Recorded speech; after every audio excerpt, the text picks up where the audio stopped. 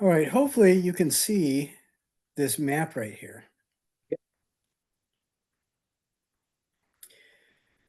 The Baroque, we're talking about, about the time the Renaissance bleeds into the 1500s and the Baroque goes through the beginning of the 1600s is what we're looking at.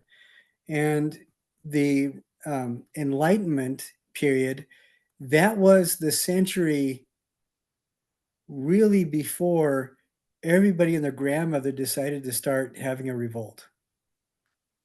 You know, that's so we're looking at 1650 to probably about the 1750, 1780, something like that, right around there. And that's the tail end where we start seeing all sorts of uh, the American Revolution, the French Revolution, all that kind of stuff. And I used to have a really hard time dealing with the Enlightenment because this is also the time period of unprecedented human cattle. Um, I'm actually, I have a personal connection because in my family, my second wife is a beautiful woman from Africa, and her youngest daughter, was somebody that I just fell in love with and nurtured as my own kid, and I still think of her as my daughter. And these, coming into the U.S., we carry a weight of a very real shadow of slavery. And the Enlightenment era of architecture and art kind of bothered me because there were these beautiful things being created when 12 million human beings were forcibly stolen from their homes and brought over to North and South America. And 10 to 15% of them didn't survive the trip, which is horrible, and I could not, with all these people having these beautiful highfalutin thoughts about what the future could hold and what science meant, it bothered me that that was on one side of the door and then the other side of the door was human cattle. Atrocities so terrible that I think Satan would weep. Just terrible things.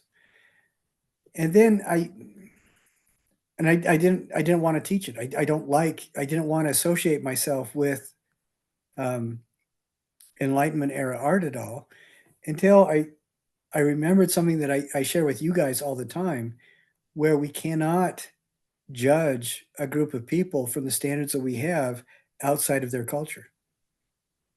They can only be judged as participants within their own world. And so, I can't hold Isaac Newton accountable for the crimes of Christopher Columbus. And I can't judge either of them by what we would do today.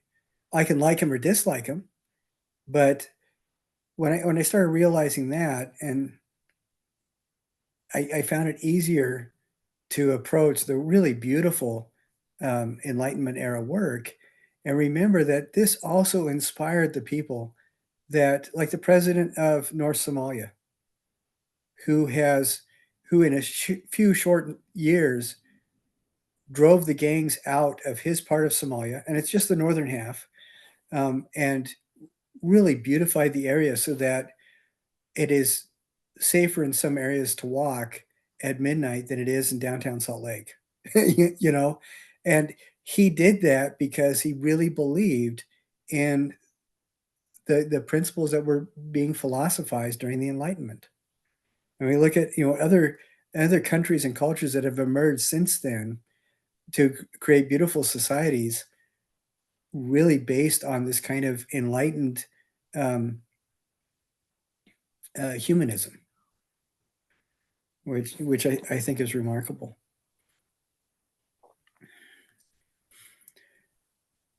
There is an awful lot of carryover between the Renaissance and the light. Oh, I remember now what I'm sorry for pontificating. Um, Didn't mean to do that. By the way, when I launch into one of my soliloquies, um, you guys are not responsible for any of that and any sort of test taking material or anything. It's entirely anecdotal. But it is really interesting to me. And again, this is an anecdotal observation. I do not have any data, hard data collated to support this. But it is fascinating to me that I see over and over cultures excel, grow, and remain healthy as they um, include a certain amount of um, generosity, um, and taking the burden of the host as a sacred thing, being willing to share a meal with people that don't look or sound like them. And when that is removed, the decline of the culture seems to be incredibly rapid. Um, I, for Constantine, he left Rome and founded what became Byzantium, Eastern Italy, and then moving full whole hog into Turkey. And on the banks of the Bosphorus, he developed a society where within his lifetime, you could walk down anywhere and you would overhear a dozen different conversations in a dozen different languages. And his influence of increasing the tent pegs to shelter as many people as possible and to make solid connections. And yes, the connection at some points, the connections began militaristically, and then they settled very quickly into a cohabitation. It was such a powerful message that Rome, his Roman Empire lasted 1,000 years longer than the Italian Rome. And his Roman Empire influenced the Ottomans for another 700 years, where they did the same thing. There were Muslim rulers that felt very strongly against having any sort of human depiction in a space of worship, who paid for the education of Armenian Christians to be trained in Italy so they could come back and paint icons of saints and God for their own chapels. You know, that is really astounding to me. And in both cases, when when that kind of open-mindedness started collapsing, the society started collapsing as well. When Rome and Italy wholeheartedly made fun of people who spoke and sounded differently, made it fun of people that did their hair differently or looked differently or came from different backgrounds. Like the Roman emperor that founded London was a black African. He was born in Libya. His wife came from Syria, and his name was Severius Septimus. But just a few short generations after him, uh, everybody who didn't sound like a Roman should, they were made fun of. Everybody who didn't come from the right families, they were barred from government service. And people were starting to being kicked out because they were different. And very quickly, Rome fell apart. And I just think it's really interesting how that covers or how that follows along. Again, anecdotal observation. It's also repeated with cultures like the Maya, um, Japan. Uh, Around the world, we can find elements of that. Um, the Khans, uh, kingdoms in Africa, uh, just and it is really interesting to me. Anyway, if you look at this map of the world, the two hemispheres, with your memory of fifth grade geography, what are some of the telling points that make this very different from maps of today? Oh man, fifth grade was a long time ago. For me, Um, I see on the right-hand side, Africa is half the size of what it actually is. I yeah. see that right away. And on the left-hand side, I don't see Alaska. I don't see 6 of the provinces of Canada. You know, all they have is Baja California, not even the rest of it. And it's interesting to me that you don't even see Antarctica is just a couple miles off of South America, and they don't have any of that. I just think that's interesting. And then you look at Australia is basically a squiggly line with a bunch of port towns, and that's it. And Yeah, I it also kind of fascinating to think that they were doing this, without the use of computers, and it's like not that bad. no, it honestly is not that bad. You have the general shapes. The thing that Yeah, is difference to me is the scale, and you yeah, can really see where people explored. A yeah. lot of exploration going on in Africa, a lot of exploration going on in Russia and China and South America, and then Alaska, nobody knows. Those are the wilds, and I just think it's really fascinating. But I like that map because it really helps us to see in a very concrete way the different perspective of the world that people had. However, something that's really important to remember is that just a couple hundred years earlier, human beings, even though majority of people on the planet understood that the world is round, that's not something that was argued out really much about outside of political church conferences. Um, it is interesting that most people, the great majority of people in Europe, for example, lived and died within 6 or 8 miles of where they were born. That changed dramatically during the Crusades, and then after the Crusades, we have the Renaissance, and towards the end of the Renaissance, you get this birthing of incredible travel technologies. People are traveling around the world, they're communicating with each other at unprecedented speeds. And it is, Ibn Battuta is one of my very favorite Muslim legends. He was an explorer who spent his entire life traveling around and writing things down. But he didn't make it all the way around the world. He only made it through Europe, North Africa, and into China. But he spent like 80 years of his life wandering around and poking into stuff. And at this time, at the beginning of the Enlightenment era, you could sail around the world in fewer than 6 years and you had no problem at all. And I think that that is absolutely astonishing. And then 200 years later, it was, who was it who wrote the book Around the World in 80 Days? Uh, Jules Verne. Was it Jules Verne? Which is just, Probably. and we think about that now. Oh, yeah, I can get around it in 2.5 days. Okay, 80 days compared to 6 years compared to a lifetime is just astounding to me. And so, but we're right at the forefront of travel technology and communication technology, just moving forward at a breakneck speed. And I think that this is another really good example of the difference. And this is pretty true for going to be really true for most Enlightenment painting that we'll see. There are a couple major differences, but there are a couple very strong similarities with Renaissance and Baroque work, and there's a couple major significant differences.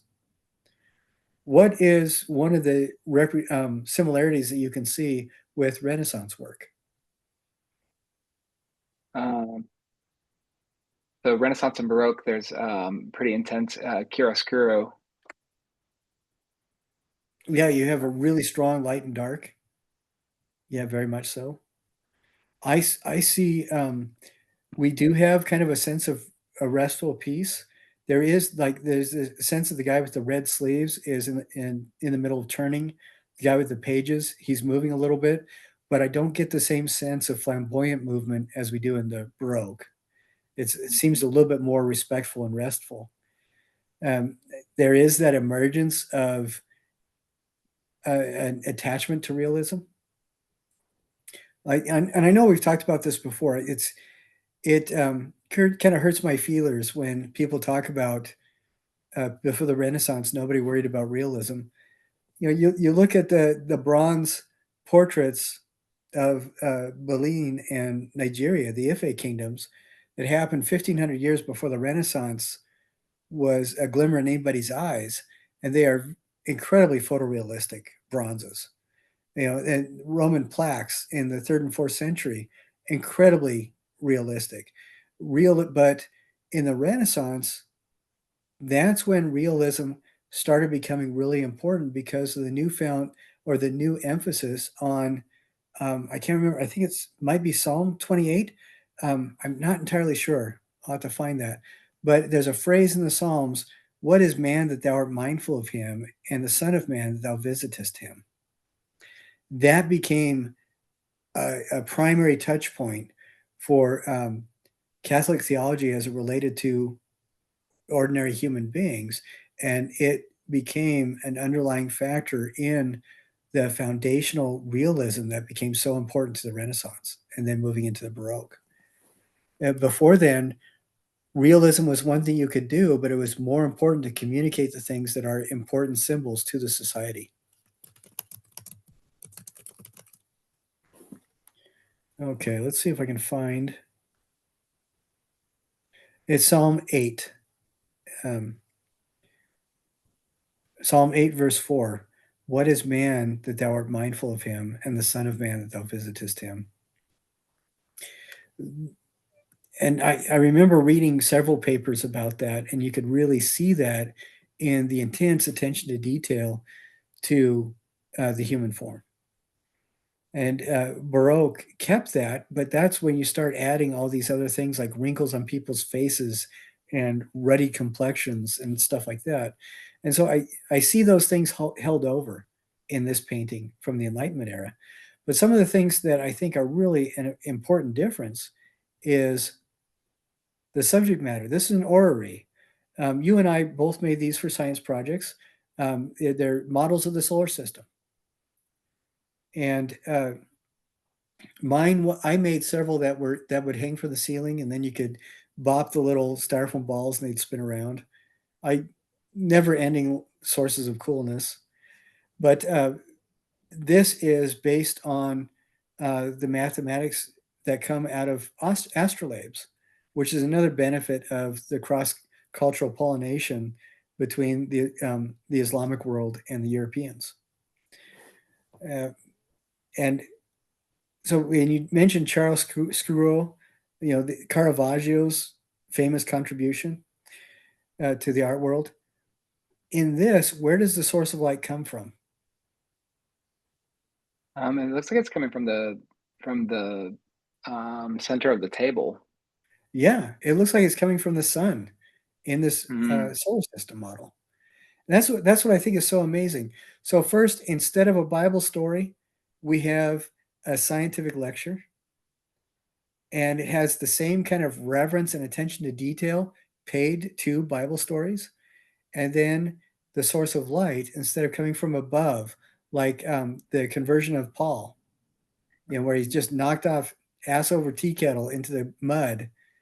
The source of light, is the actual center of the solar system.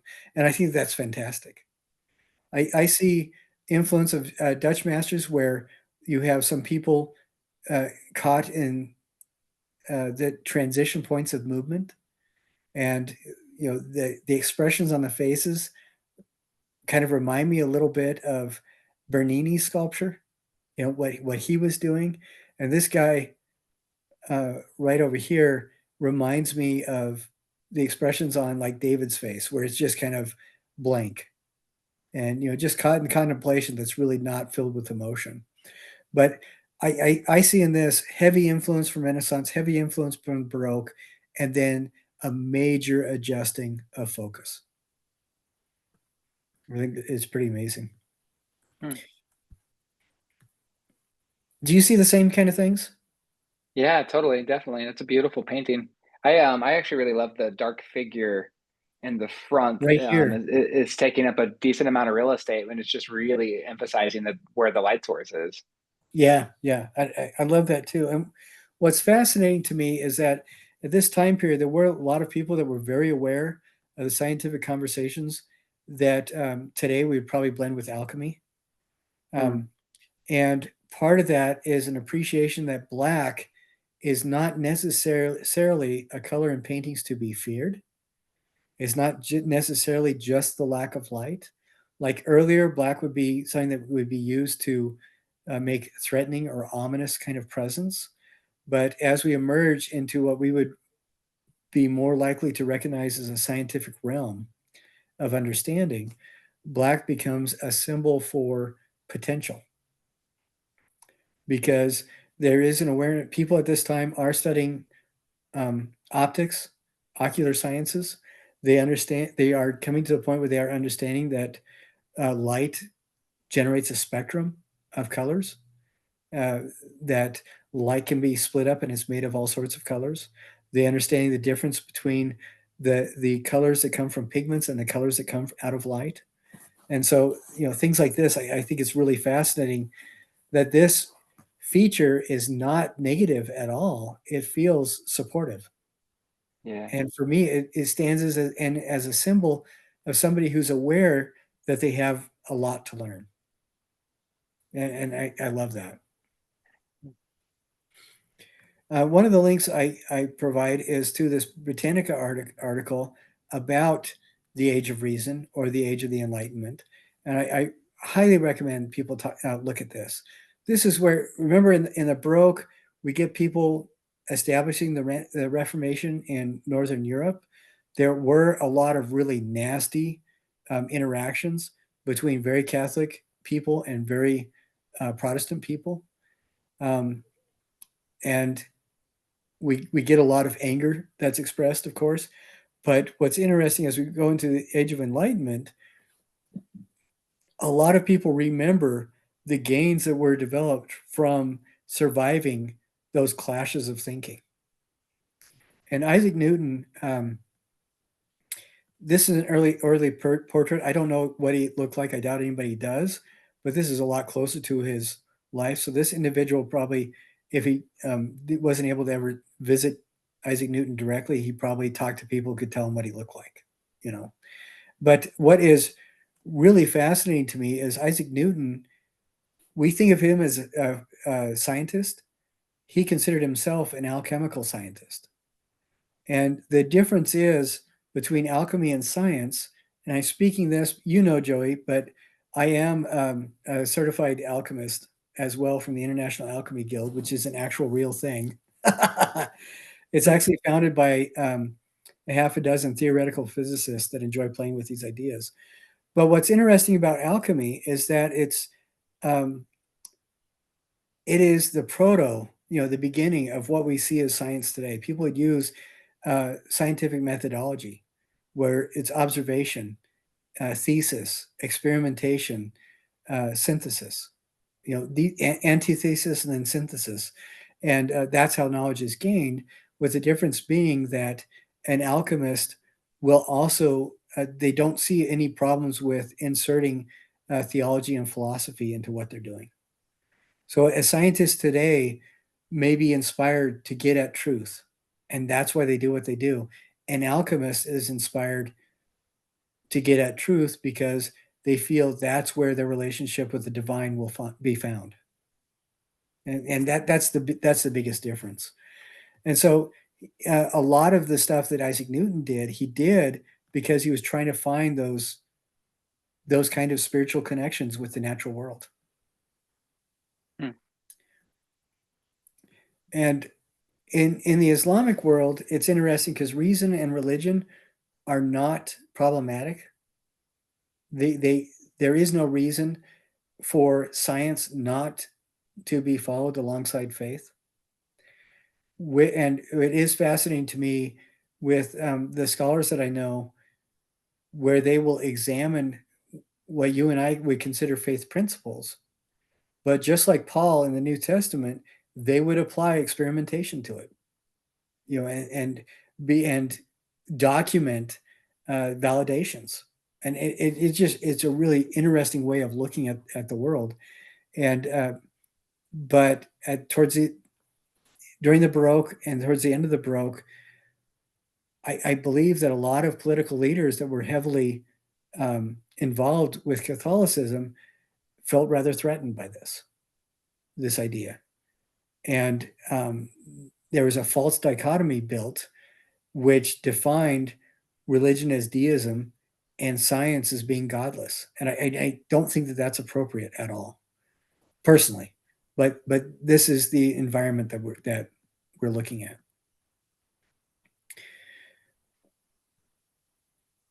What is fascinating to me is that when you start separating the two out, you can start doing things where your science becomes free of the chains of ethics and morality, and which is terrifying.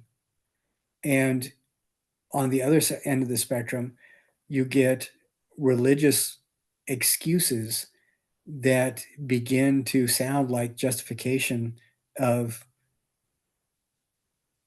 the ends. You know, whatever it takes to get to the end, it's justified. And those two extremes are horrifying to me. But again, that's and you'll see some of this. But there's some really interesting things that are happening. This is a good example of what we start seeing in sculptures too. Voltaire was a writer during the Enlightenment, and we'll get into this in just a little bit. But I think the things that are really impressive to me is this intense value given to realism and uh, a real powerful influence of what we today would say are humanist concerns, which I don't know. It is interesting to me because we're also talking about an era where, with slavery and colonization, economies are fundamentally transforming. There's a lot more money going around in Europe, and so you get people that are able to have an income just being a scholar, or have an income just exploring science, where 200 years earlier, if you didn't have a royal or noble patron, you wouldn't be able to do anything. You know, I think that's fascinating. So this is another really good video. John Locke and Voltaire were thinkers that are really important to know, and Rousseau. I would definitely check those out as well. Voltaire is one of my favorite comedians. Um, he is biting, brutal, sarcastic, and nasty, but he hides it in a language purposely intended to remind you of Shakespeare, so you think it's almost sacred. And that was one of his great gifts, that he was able to, if you sidestepped the glory of the language he's using, you would realize how ridiculous he's being. And it is Candide is one of my favorite novels. So and Kant, all these guys are famous because this is one of the very few times, as we approach the modern era, where people are able to dissect, talk about, and critique openly governments and have a better chance of surviving, because they do have the technologies to write things, get things published, so that their words will not be able to be completely destroyed. And when that's the case, people that oppose them realize there's not as much energy payoff in killing them than there would be before their message would be released anyway. Now that if you hurt them now, then they become a martyr. And then one of the things that really bothers me is this is a painful read, and we are talking about the emergence of the Western understanding of racism and racial relations. Um, there is less difference genetically with the color of the skin from human to human than there is the ratio of your elbow to fingertip from human to human. It's a very minor thing. And there were people that tried to measure skull capacities, and claiming that they found different things. And it's interesting because when an experiment is done with mustard seed that is a little bit collapsible, the differences were quite marked. And when it was done with lead shot, the size can't change, the differences were negligible. It's like you wonder if the guy taking the measurement was just shoving those mustard seeds in the guy that he knew skull, as hard as he could. But during the Age of Enlightenment, and I think the first article was published in 1712. This is at the time when uh, American landowners are starting to realize that the white um, uh, servants, not conscripted servants. I can't remember what the word is. It's where Indentured. indentured. Yes, thank you. The white indentured servants, many of them had the same level of rights and voice in community as their contemporaries, the African slaves. And they, not being allowed to learn how to read, for example, not having any community rights, being asked to do horrible things. The two primary differences were that when an indentured servant was bought or sold, it was their contract being taken on by somebody else. So they were not identified as the property. And for African slaves, they were the property, which meant that their children were born into servitude as well. And that is the big difference. And even that is almost a fiction because there are several historical examples where the owner of an indentured servant's contract, if they didn't pay off the full contract, then their children were liable as well, which means that they were born into slavery too. And in 1712, articles started showing up in the colonies uh, where you start getting this language that somehow the Caucasians are superior in intelligence than the blacks, or they're superior in some ways than the blacks. And specifically to drive a wedge between the indentured servants and the slaves, because there's evidence for a growing amount of fear by landowners that they could revolt. Imagine how different the country would be if that was the case. But that fiction of racial difference, before in the history of the world, differences, yeah, you can identify as people looking at different than you, but the differences come down to what family are they belonging to? What is their clan? What is their culture? And that's where the hatred would arise from, the difference in culture. And you can really see this in Islam, where the difference between people was how they practiced their faith or where in the world they came from, not having anything to do with their skin color. And which I think is fascinating. But so in the Enlightenment, while you get people that are thinking like Kant about, what are the ethics of governance and where do we fit with this Cartesian dilemma that you have a mind inside of your body that represents your spirit. How does it interact with the physical world when there can't be really any connection? You get these kind of questions arising because the economy that in part is built on colonization and slavery is allowing an opportunity for people to make an income thinking, which I think is mind blowing. So that's, anyways. This is a hard read, but I would recommend talking about it. And I think race. I want to be very clear though. Racism today is not a fiction, but it is based on a fictional misunderstanding of humankind, where the only difference that people could see was skin color, and that's what when they started blaming every other assumed difference on that. And it is a really horrific and sad um, state of affairs. Now, I want to look at a couple of the things. I'm going to hit this. I don't know if we're actually going to watch it at all. I really like these videos because they're usually under 4 minutes.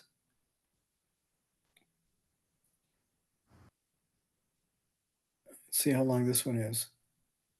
This one is about 5.5 minutes.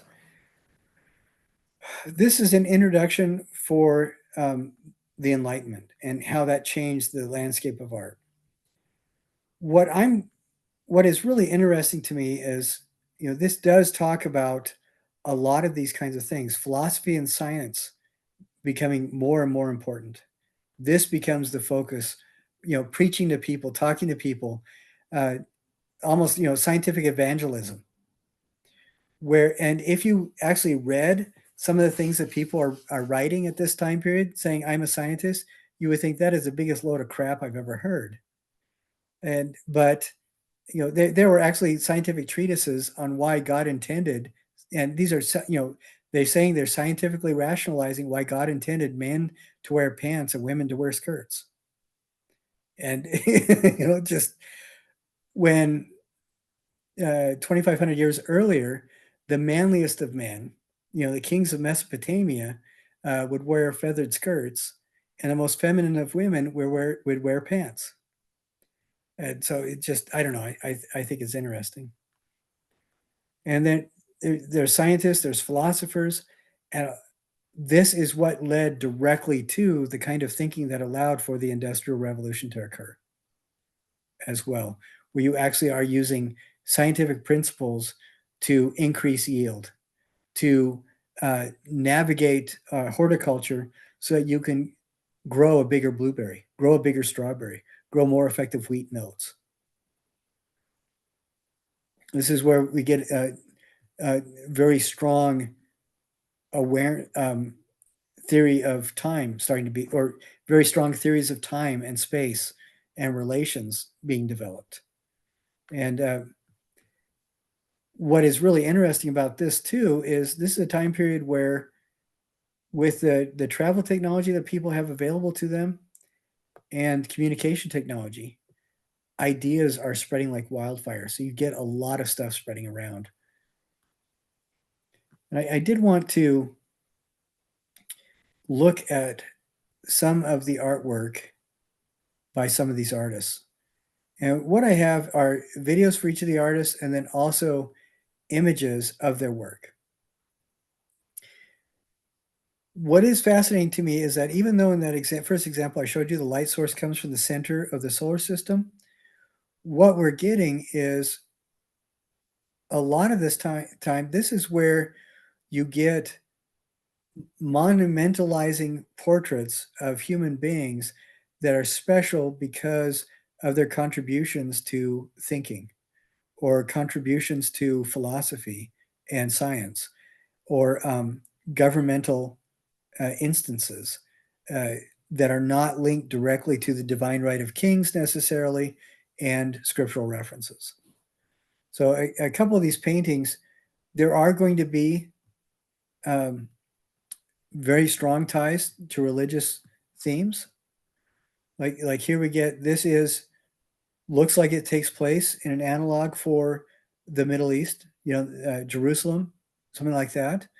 It looks like this is a centurion, and that's what the story is about. Where the centurion is fallen in hard times and he's begging for alms, and so you do get these scripture type story references. But what's interesting to me is the death of Marat. If I understand right, this was a guy who got in trouble because he was talking about reform in the government. And so this reminds me a little bit of some of the work by Caravaggio, and some of the vignettes that he did where the people are relatively still, like the St. Thomas encouraged to look at Christ. And you have that dramatic lighting, with the difference being that this is very obviously somebody that got killed. He's dead. And there's no bones about it. It's not making it a pretty thing, but it gives significance to his writing, his critiques of the government, because that's what he's holding when he got assassinated. And there is a certain amount of religious imagery put in here to underscore the ideas that this guy was an important guy and his death is a tragedy. And I'm thinking just the lighting, the way it's lit, this kind of flopping around, and the presentation of the body reminds me very much of some of these Descent from the Cross paintings that we saw of Christ being, his dead body being pulled from the cross, things like that. And of course, uh, Jacques Louis David was a favorite of Napoleon, and you can see right here why. Here's Napoleon crowning his wife empress, and this is absolutely gorgeous and beautiful. It reminds me of some of the things we saw in the Renaissance, with the difference, like um, the Hall of Scholars that we saw with all those philosophers and everything. Everybody is relatively still, and we do get a light that seems to come from heaven, and this time it's coming down onto Napoleon the Emperor. And instead of a religious scene, it is a very political scene that is staged to feel religious. And yeah, if I was Napoleon, I would want Jacques Louis David to be a friend of mine as well. And the He oath of he the obviously he obviously made Napoleon taller too. yeah. What about 18 inches taller? But yeah, I really love this paintings too. Sorry for the watermark. All your resources are free, so what are you going to do? But the Orth of the Horatii comes from a story about soldiers that were. This is a formation of one of the first early iterations of the Praetorian Guard, where their principal loyalty was to the emperor. Complete fealty to the emperor, not anybody else. And this is important during the French Revolution, because the new government, trying to pull away from kings and things like that, wanted people to be completely loyal to the idea of the government, and not to a family, not to a social structure, which is kind of interesting. So that's what this story is. He's holding the swords. They're all doing this. So again, we have a lot of these classical elements that feel very strongly Renaissance. Like this feels very much like it comes from the Renaissance. And the layout feels very much like it is blending between Renaissance and Baroque. We have a little bit of dynamism with, fluttering of this guy's cloak, Roman arches, this kind of reverent architecture and everything like that. But it is of a very non-biblical scene. It's extolling in a near religious setting, a very non-biblical scene.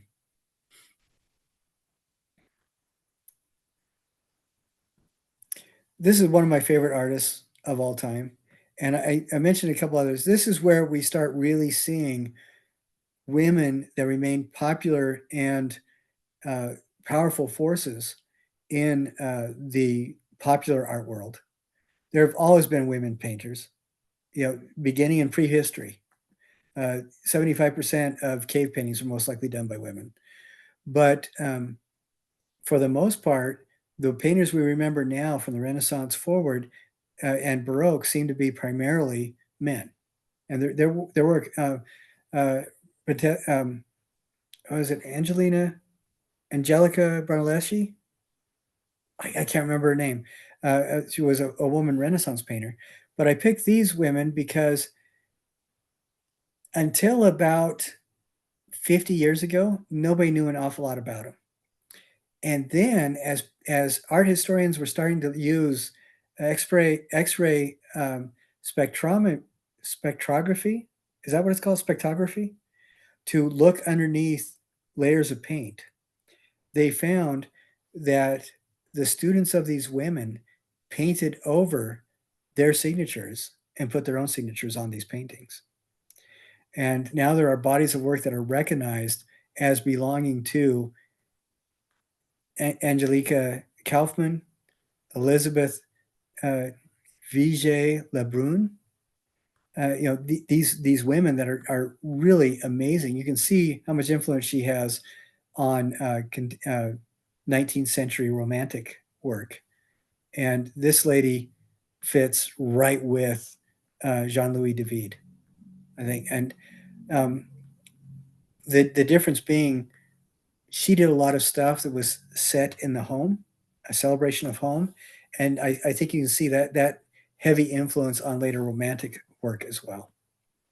So, excelled in portraiture of domestic settings and primarily women. Really, really incredible stuff. And same kind of layouts as with other stuff during the Enlightenment. And what's fascinating to me is when we start seeing this is where we start seeing the three-quarter pose and really taken off huge in the formal portrait. And the light always seems to be coming at just an angle like that. Oh, I'm sorry. I thought I was sharing this. This is what I'm talking about. You see, the light is just coming, seems to be coming almost from the same angle in almost every single painting. You have these domestic scenes or genre scenes. Wow, those look so similar. It's probably the same painting. But these are all very secular type scenes. And it's interesting to me because even a portrait of the Penelope of the house, the office manager in control of the house, that portrait is elevated to the point where she looks like she's a semi-religious figure. And I think that's absolutely fascinating. So people really do have the disposable income to create work for their own families, and these are not all uh, royal families. This is a princess, but this is somebody's wife, and she wanted to be remembered as dressed as a Vestal Virgin. She this is not a princess. This is not a noble woman. This is just from a wealthy family. And I think that these are really very cool. And you do get religious paintings here and there, Woman at the Well, uh, but for the most part, you see that there's a lot of popularity outside of religious themes.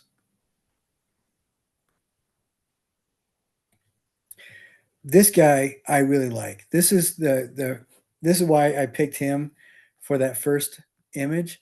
I just love his stuff, and I love his stuff because it seems to me that Joseph Wright was a total fanboy of Caravaggio, total. And it is amazing to me how good he is at manipulating you to look right where he wants you to.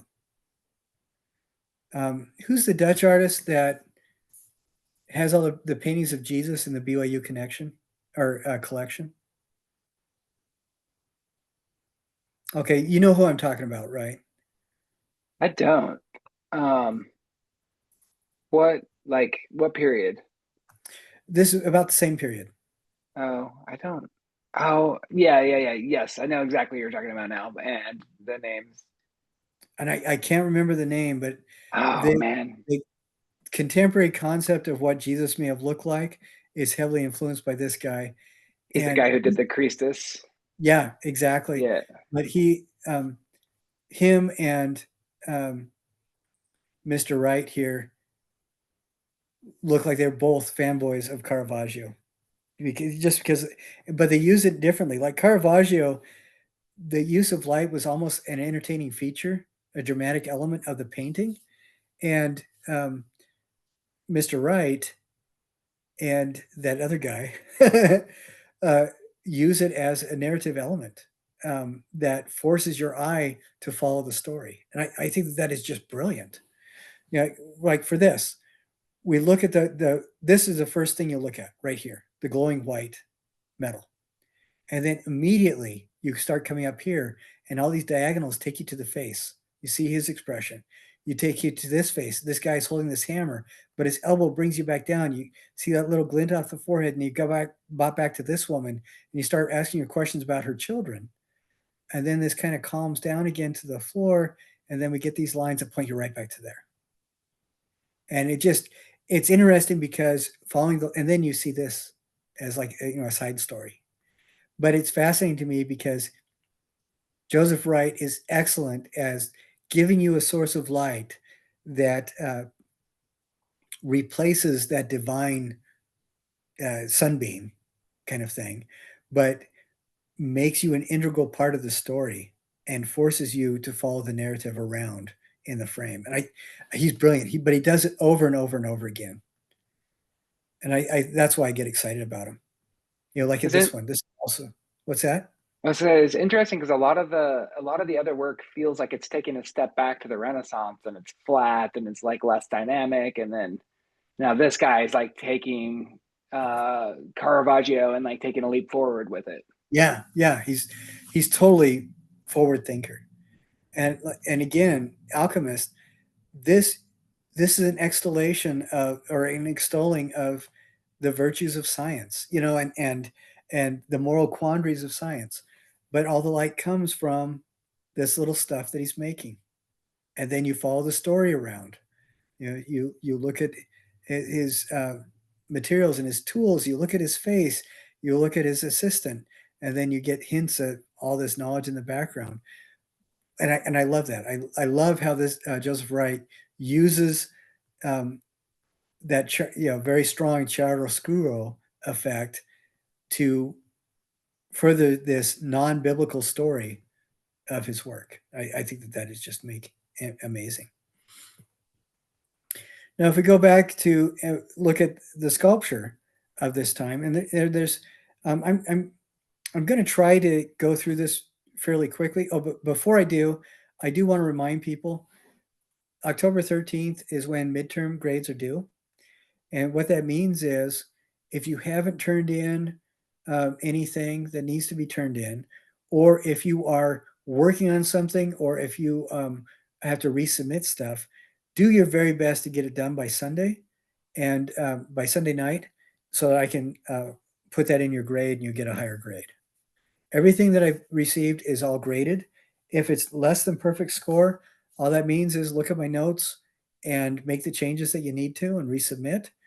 And if there's something that you don't understand, please email me, contact me. I will work it through. I've had students where somebody just did not understand the assignment at all. And after one half-hour conversation, she went back and knocked it out of the park. And then I told you too about a gentleman who it took 6 iterations. And then the sixth one, he got it and he got a perfect score. So I'm more than happy to do that. So the sculptures we're looking at, you remember we saw uh, the big difference between Bernini and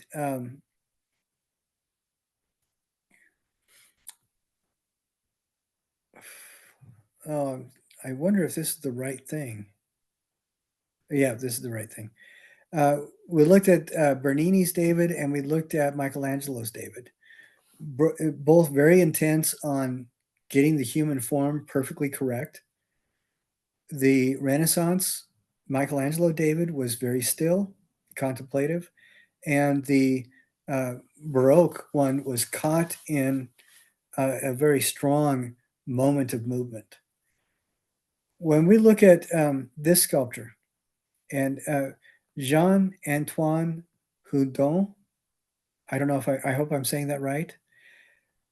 Hey, What we Andrew, see, so I'm unable to see the sculpture on the screen now.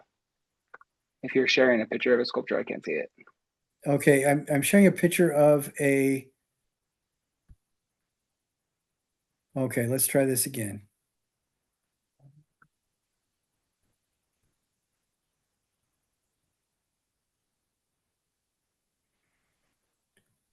I am trying to share, I was trying to share a picture of a video. I'm see. So I've got a screen that just has just your face on it. Oh, really? I wonder if Okay. I messed it up. Maybe. Okay, I'm going to stop share and then share again.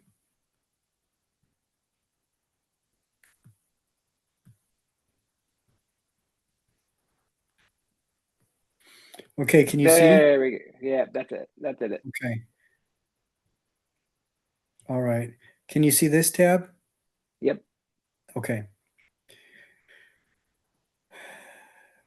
right off the bat, this is the kind of stuff he was known for. What is the big difference between this and what we saw with the Baroque and the Renaissance stuff? I mean, it's an animal instead of a human, and it's incredibly realistic. Like I thought the other stuff was very realistic, but this has like a different sort of like delicate sort of a thing going on. Yeah, there's an absurdity to it because of how intensely beautiful it is, I think. And it's intensely beautiful because he's taken the time to put so much into it. And what is interesting to me is we've moved away from that moment caught in time kind of thing that we saw in the Baroque. In some parts we do, some parts we don't. But what is really interesting to me here is that there are conscious choices about what is to be incredibly real, what's supposed to be important. Like uh, these, I can't remember what they're called. They're women that are designed to hold up weight, and it is a subject matter of sculptors from around the world. And in this, the robes are incredibly naturalistic. The hair is incredibly real, just like we saw with the Baroque sculptures, incredibly naturalistic.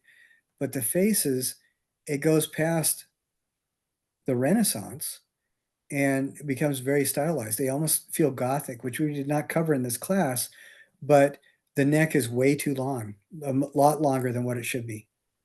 Oh, caryatid is what they're called. The women who carry. And so the body is odd, and it's interesting because you do get some very interesting kind of things. Then here's a moment caught in time, and but these are all very non-biblical type of things. It's you're not going to probably see a lot of sculptures of David. And this person, I want you to look at this one because this guy is contemporary, but he does it in the very same style that these guys did. And so I wanted you to see how a person sculpts some of this stuff, like that incredible bird. And what is interesting to me, I don't know if you've seen. Well, we won't look at a lot of Rodin's work until later on, but this is where we start really seeing these ideas of the satyr, the young satyr and the fair maiden. These are very pagan type things, which unless it was a specific commission by the church for the church, could have gotten you in a heap of trouble 200 years earlier. Hmm. And I think that is really interesting.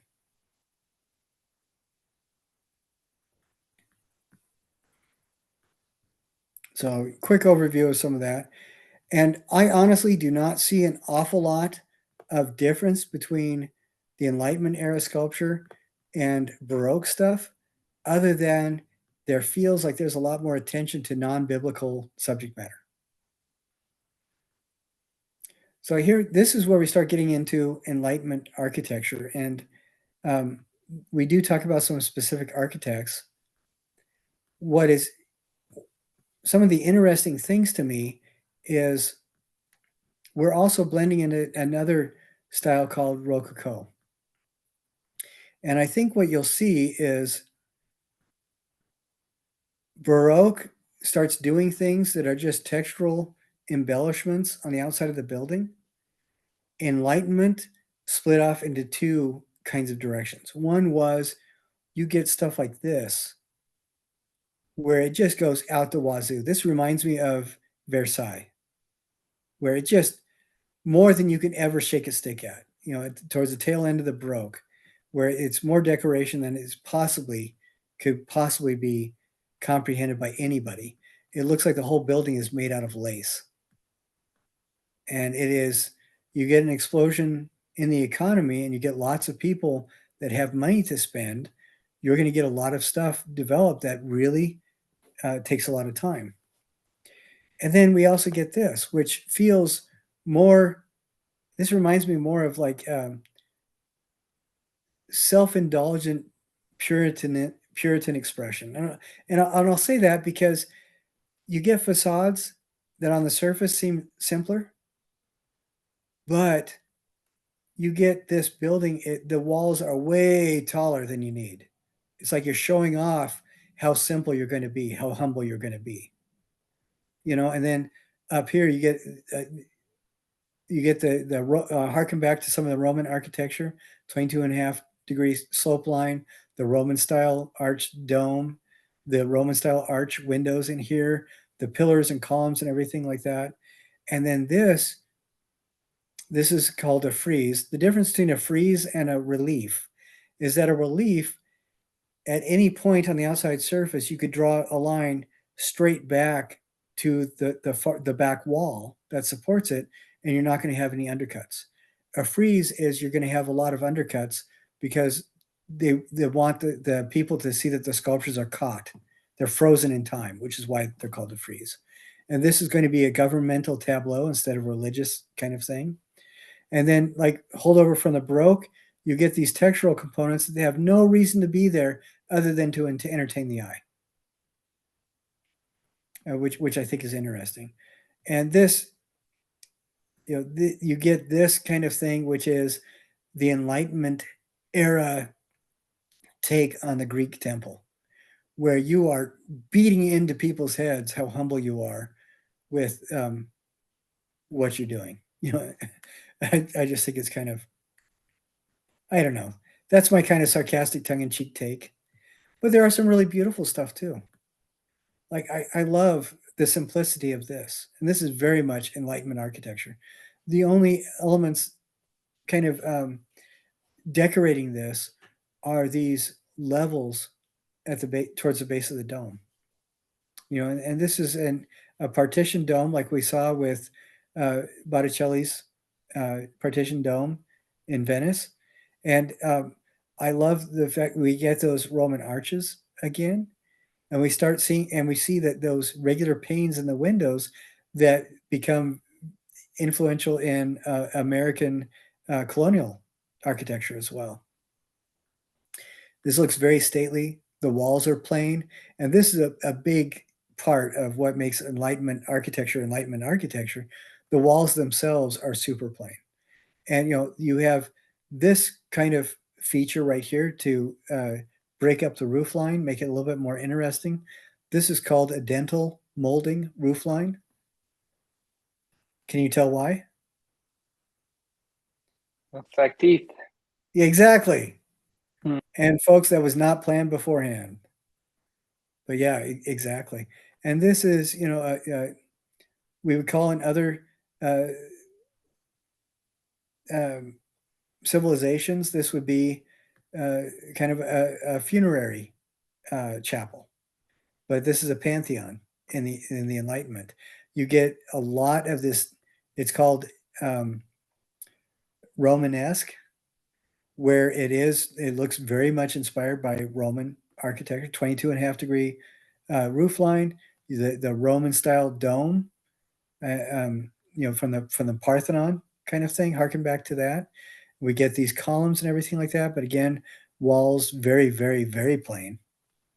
To remind you that these are the most profoundly humble, wealthy Enlightenment era people that you can imagine. And then this is the colonial architecture. It's called neoclassicism because it's a reemergence of the Rome type work, and so it's new classical is what it means.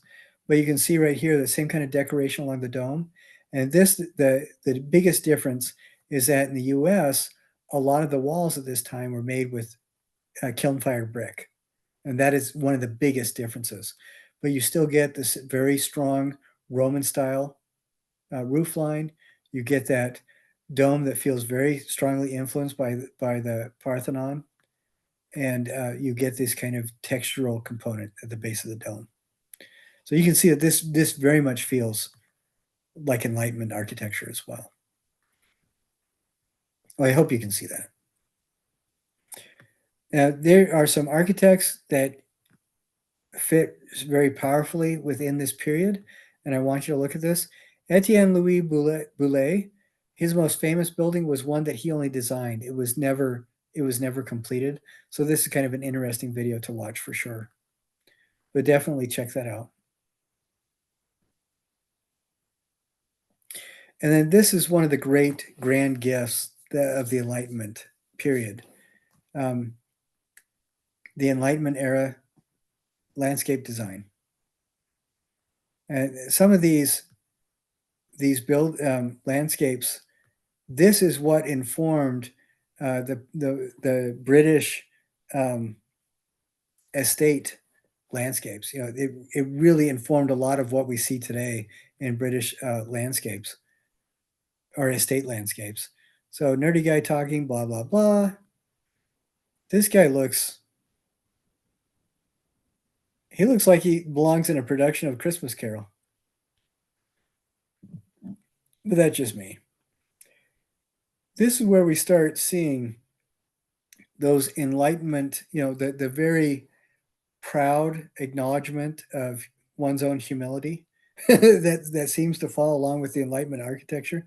We start seeing that, where you do get these monumental pillars and things like that, but instead of necessarily to divine emperors and divine kings, this is going to be the Lord of the Manor, the guy who invented toothpaste or whatever.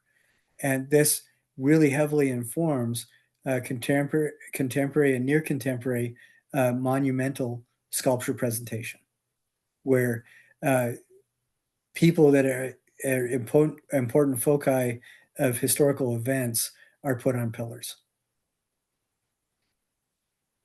And some of these buildings, this is Chatsworth House was developed over time, and you can see elements from a lot of different kinds of influences. But the landscape architecture, the landscape around it, are the things that I think are really fascinating for this. Nerdy guy talking, blah blah blah.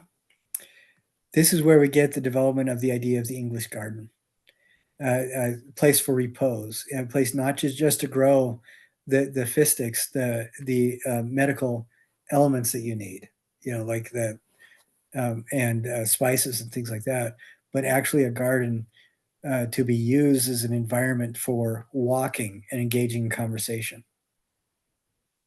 And that's where this comes. This is where we see people creating water features in their own landscapes and stuff, not just in palaces. There's some really, really nice stuff. So watch that video, and watch these other videos as well. I think it will be really interesting. And this is where we get the modern day ideas of parks for the families to enjoy. Like a really good example of this is the downtown park in right by the Tabernacle in St. George. That park is very much designed with this sensibility. The idea that the garden would be a landscape space for people to enjoy themselves and not primarily used for growing your own food. So I just think stuff like that is really fascinating. So, any observations or questions about the stuff we looked at? I think you did a good job covering it. Yeah, I do appreciate that you are talking about, again, this era of enlightenment and like scientific progress, but that it was, sort of built on the backs of chattel slavery and some of the darker parts of it. So, Well, it's interesting to me because the scientific methodology, that style of argument, was used by pseudo-religious leaders. I say pseudo because they used religion when it met their needs, to justify their horrific treatment of other human beings. And it is, and that our contemporary understanding of what racism is has its roots in that first publication, 1712. When it is appalling to me. But the philosophers and thinkers of this time were able to articulate ideas that were outgrowths of just an emerging awareness of what the rest of the world was like and the consequences of communication and um, thought cross-pollination that still informs how we read Plato's Republic, for example, how we read Marcus Aurelius, how we understand their conversations regarding ethics comes through that filter from the Enlightenment. The Enlightenment also gave us the framework for how libraries are organized today, how we view uh, religious and art history, how we uh, develop and organize soft sciences and history, again, comes from the Enlightenment. This attempt at applying scientific methodology to everything around them. And there are things that, again, I look back and are super cringeworthy at some of these things, but compared to their fellows and the culture that they lived in, there are some pretty amazing ideas that I think are pretty much revolutionary for the Western world. But yeah, and there's some beautiful work. I think out of all the stuff that we saw today, uh, Mr. Wright's painting of the solar system, and because it's called the lecture on the orrery, but nobody's really paying attention to the guy who's lecturing. They're all talking to each other. Well, I think that and then my favorite sculpture was the bird. It is just unreal, and it is a simple bird. It is scriptural. It's but it also ties directly to um, Gnosticism. The scripture basis is that that God is even aware of the sparrows falling, and that's a tie-in. It's a reminder uh, for unlettered Christians to remain humble because God knows your circumstances and to somehow find comfort in that. But don't worry about thinking for yourselves. Don't worry about trying to improve your lot in life. God appreciates your suffering. But on the other hand, it's also it looks to me, and this guy was really educated, but it looks to me like it's also an acknowledgement of the Gnostic Gospels, where one of the stories is when Jesus was a young man, after rainstorms that killed birds, he would walk around and resurrect all the birds that he saw.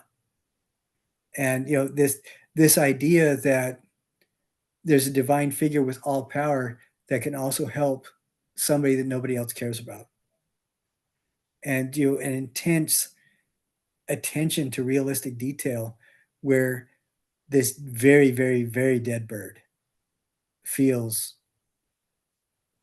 celebrated. Stuff like that I think is just astounding. Anyway, blah blah blah. Okay, and I want to remind everybody watching this that midterms are here. Sunday night, try to get as much as you can in or resubmitted, and I will look forward to hearing being regaled by everybody's stories after the fall break. I know that nobody's going to be arrested, nobody's going to get in trouble, nobody's going to pick a fight. You're all going to have good, clean fun playing Twister and frisbee games. So have fun. Thank Thank you. you, Joy. Thanks for Yeah. being a part of this tonight. And we'll see you guys next week. See ya.